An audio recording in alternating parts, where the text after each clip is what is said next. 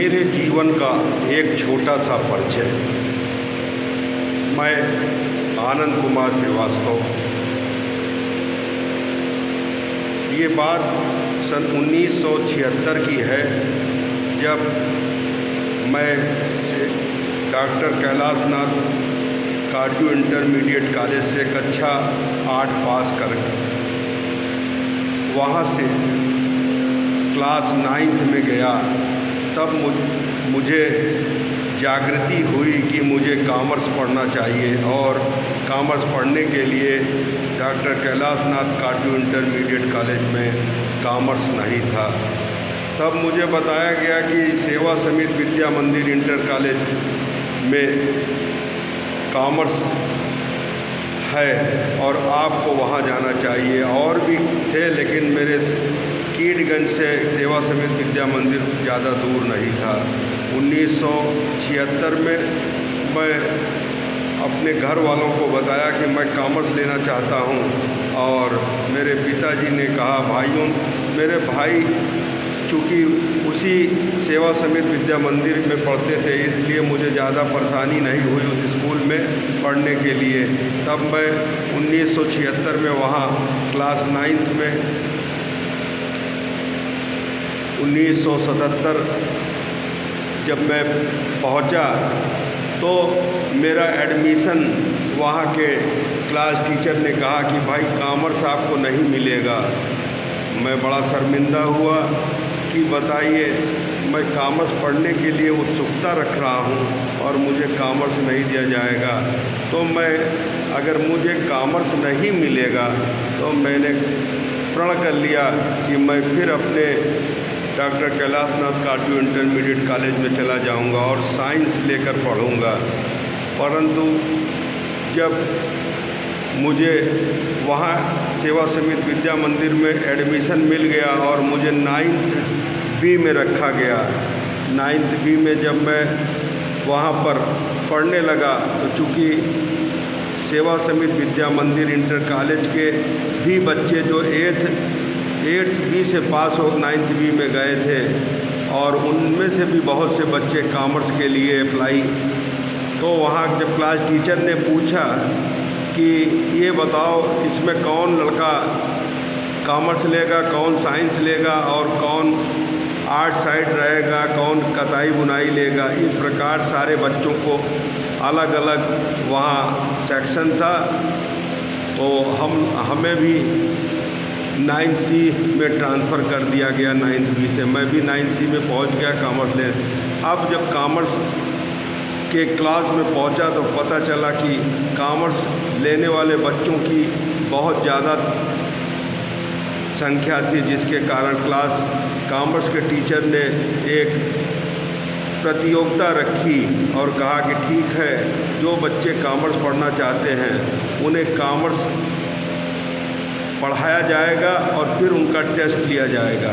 जो टेस्ट में पास हो जाएगा उन्हें कॉमर्स एडमिशन मिल जाएगा। बाकी जो फेल होगा वो चाहे तो आर्ट साइड जा सकते हैं, चाहे तो साइंस साइड जा सकते हैं, चाहे तो वुड क्राफ्ट ले सकते हैं। इस तरीके से जब मैं क्लास में पढ़ाया गया तो जो विषय हमें पढ़ाया गया था, मुद्रा और वस्तु विनिमय, हमने अक्षरशः उसे रट लिया। और रटने के बाद जब टेस्ट शुरू हुआ तो मैंने उन दोनों प्रश्न के उत्तर लिखकर सर को, कॉमर्स के टीचर को जल्दी से दे दिया। तो कॉमर्स के टीचर ने उसे देखा। देखने के बाद कुछ बच्चे कहने लगे, सर ये लगता है घर से नकल करके लाया है। अब तो मेरी इंटीग्रिटी डाउटफुल हो गई, और कॉमर्स के टीचर कहने लगे, भाई आपका एडमिशन तो नहीं होगा क्योंकि आप घर से नकल करके लाए। मैंने कहा, सर यदि मैं घर से नकल करके लाया हूँ तो आप उसमें जो मैंने लिखा है मैं आपको सुनाता हूँ, आप देख लीजिए। कहें अच्छा ठीक है, अगर नकल होगा तो तुम नहीं बता पाओगे। तब मैंने कहा ठीक है सर, मैं बोलता हूँ, और मैंने बोलना शुरू किया। मैं जब बोलने लगा तो क्लास टीचर ने कहा कि भाई ये लड़का तो बहुत होनहार है, इसने तो अगर नकल किया होता तो फिर ये बोलता कैसे। तब मैंने अपने क्लास टीचर, कॉमर्स टीचर से कहा कि सर इधर मैं बोल रहा हूँ और इधर लड़के वही सब चीज़ लिख रहे हैं, इसलिए मेरा एडमिशन लगता है फिर नहीं हो पाएगा, इसलिए मैं बोलना बंद कर दिया। और उसके बाद क्लास टीचर ने कहा अरे मुझे तो ये दिमाग में नहीं आया कि तुम्हारे बोलने से ये सारे बच्चे वही आंसर लिख देंगे। अंत में मेरा एडमिशन वहाँ कॉमर्स क्लास में हो गया और मैं doctor KN Katju intermediate college को सदा के लिए अलविदा कह दिया और कॉमर्स की पढ़ाई में प्रयास करने लगा। मैंने 1978 में कॉमर्स से हाई स्कूल पास किया। हाई स्कूल पास करने के बाद मैंने इलाहाबाद इंटर कॉलेज, जो अब अग्रवाल इंटर कॉलेज प्रयागराज के नाम से जाना जाता है या इलाहाबाद इंटर कॉलेज के नाम से जाना जाता है, वहाँ मैंने इंटरमीडिएट में एडमिशन लिया और 1980 में वहाँ पास आउट होकर के फिर मैं यूनिवर्सिटी में अपना एडमिशन BCom में ले लिया। BCom पास करने के बाद मैंने इलाहाबाद यूनिवर्सिटी से पुनः MCom किया और MCom करने के बाद मुझे कॉमर्स DCom करने के लिए मैं चयनित हुआ, लेकिन इत्तेफाक था कि मुझे एक पराग दुग्ध उत्पादक सहकारी संघ लिमिटेड में नौकरी मिल गई। तो मैंने अपने सर से बोला कि सर मेरी नौकरी लग गई है, क्या मैं DCom करूं? ये रेगुलर कोर्स है। तो हमारे सर ने कहा कि अरे DCom करने, डॉक्टर ऑफ कॉमर्स बनने के बाद भी तुम्हें नौकरी ही करनी पड़ेगी, क्योंकि तुम्हें कम एज में नौकरी मिल रही है, तो तुम जा कर के नौकरी कर लो। और फिर मैंने अपने उस नौकरी को ज्वाइन कर लिया और 1986 में मैंने इलाहाबाद दुग्ध उत्पादक सहकारी संघ की यूनिट में प्रादेशिक कोऑपरेटिव डेयरी फेडरेशन की ओर से PCDF लखनऊ की ओर से मैंने अपने सर्विस को ज्वाइन किया। 1986 से 1994 तक मैं उसी इलाहाबाद दुग्ध उत्पादक सहकारी संघ लिमिटेड में कार्यरत रहा। फिर उसके बाद मेरा ट्रांसफ़र 1994 में मुरादाबाद दुग्ध उत्पादक सहकारी संघ लिमिटेड में हो गया। फिर मैं वहाँ ट्रांसफ़र जा कर के ज्वाइन कर लिया और 1999 तक मैं मुरादाबाद दुग्ध उत्पादक सहकारी संघ लिमिटेड में नौकरी करता रहा। इस दौरान 1992 में मेरी शादी हो गई और 92 शादी होने के बाद मैं 1994 में सपत्नीक सहित अपने मुरादाबाद यूनिट में चला गया और फिर वहाँ 99 में फिर प्रयासरत किया और मेरा ट्रांसफ़र इलाहाबाद दोबारा हो गया। इलाहाबाद चूँकि मुझे अच्छा लगता था, इसलिए इलाहाबाद में आकर के फिर नौकरी ज्वाइन कर लिया और नौकरी ज्वाइन करके 1999 से 2006 तक मैं वहाँ पोस्टेड था। इस दौरान मैंने इंचार्ज फाइनेंस के रूप में नौकरी करता रहा। 2006 में फिर मेरा ट्रांसफ़र हो गया दुग्ध उत्पादक सहकारी संघ लिमिटेड एटा में। फिर एटा में 2006 से 2007 तक मैं एटा में कार्यरत था, बीइंग एज इंचार्ज फाइनेंस। और 2007 में मेरा ट्रांसफ़र मैनपुरी दुग्ध उत्पादक सहकारी संघ लिमिटेड में हो गया और मैं वहाँ फिर ज्वाइन कर लिया। उसके बाद लगभग 2011 तक मेरा वहाँ पर पोस्टिंग थी 2000 और मैं इलाहाबाद एटा में ही रहता था और वहाँ से मैनपुरी अप डाउन करता था। इसके बाद बहुत ही समस्याओं का समाधान करने के लिए मैंने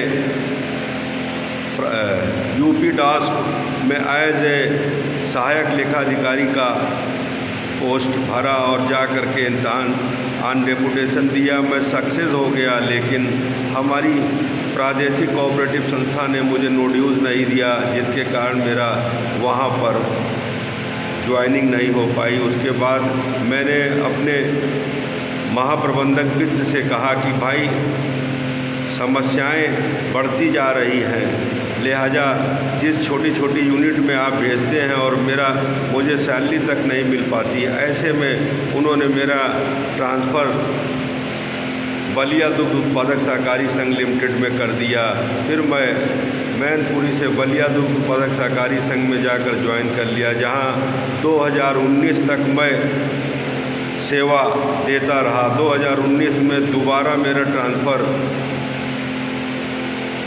कन्नौज काऊ मिल्क प्लांट में हो गया और कन्नौज काऊ मिल्क प्लांट में 2021 तक मैं सेवा देता रहा। इस दौरान काफ़ी समस्याएं आई। समस्या जो है कोरोना की आई, उसमें मेरी सौभागिनी का निधन हो गया, जिसके कारण मैं दोबारा ऑन रिक्वेस्ट ट्रांसफ़र मांगा और मेरा ट्रांसफ़र फिर प्रयागराज दुग्ध उत्पादक सहकारी संघ लिमिटेड में हो गया। और फिर 31 जनवरी 2023 को मैं प्रादेशिक कोऑपरेटिव डेयरी फेडरेशन और तमाम यूनिट में जो मैंने काम किया सेवानिवृत्त हो गया। सेवानिवृत्त के बाद कुछ क्षण के लिए, कुछ महीनों के लिए मैं जीएम के रिक्वेस्ट पर वहाँ अपनी सेवाएं देता रहा, लेकिन इस बीच मैंने यूपी डॉस में एज ए सहायक लेखाधिकारी का पद भरा था और मेरा चयन हो गया। तो जनवरी में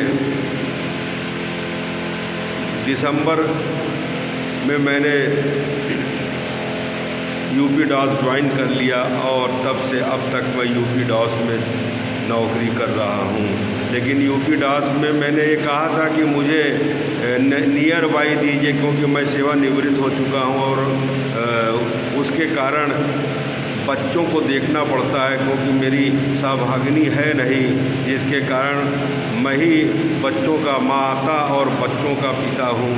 इस कारण से लेकिन उन्होंने 2 महीने का श्वासन दिया था, फिर भी 2 महीने का श्वासन के बाद आज जून पूरा 30 जून ख़त्म हो गया, लेकिन अभी तक मुझे उधर के क्षेत्र में मेरा हेडक्वार्टर नहीं बनाया गया, जबकि मुझे 3 ज़िले दिए गए, एटा, कासगंज और अलीगढ़। एटा हमारा प्रशासनिक ऑफिस है जहां मेरी तैनाती है और अतिरिक्त प्रभार मुझे कासगंज और अलीगढ़ का दिया गया है।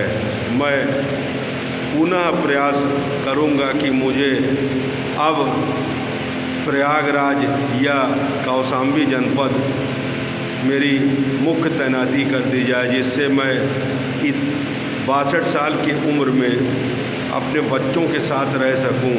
नहीं तो बच्चे बार बार मुझे प्रेस करते हैं कि पापा क्या फ़ायदा, अच्छा होगा कि आप नौकरी छोड़ दीजिए, लेकिन पारिवारिक व्यवस्थाओं को देखते हुए और अपने शरीर का गठन देखते हुए मैं अभी नौकरी करने के लिए तैयार हूँ।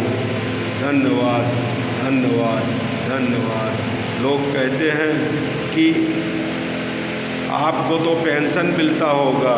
मैंने कहा भाई, इस प्रादेशिक कोऑपरेटिव डेयरी फेडरेशन लिमिटेड की नौकरी में पेंशन की व्यवस्था नहीं थी और इतनी मुझे जानकारी भी नहीं थी, क्योंकि मेरे पिताजी कमला नेहरू मेमोरियल हॉस्पिटल में थे, उनको भी पेंशन नहीं मिली।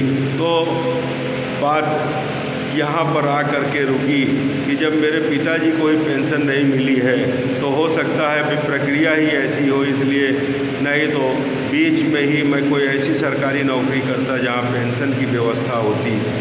खैर, मुझे आत्मग्लानि नहीं है कि मुझे पेंशन नहीं मिलता, लेकिन पेंशन न मिलने के बाद भी मैं पूरी तरीके से सक्षम हूँ कि अपने परिवार की व्यवस्था और स्वयं की व्यवस्था बिना पेंशन के मैं कर रहा हूँ। और दुनिया में रखा क्या है, अगर आप स्वस्थ हैं, सुख समृद्धि है, बस एक कोरोना ने ही थोड़ा मुझे झकझोर कर रख दिया, वरना हमारी छोटी सी फैमिली बहुत खुशी और सुखी थी। जय हिंद, जय भारत।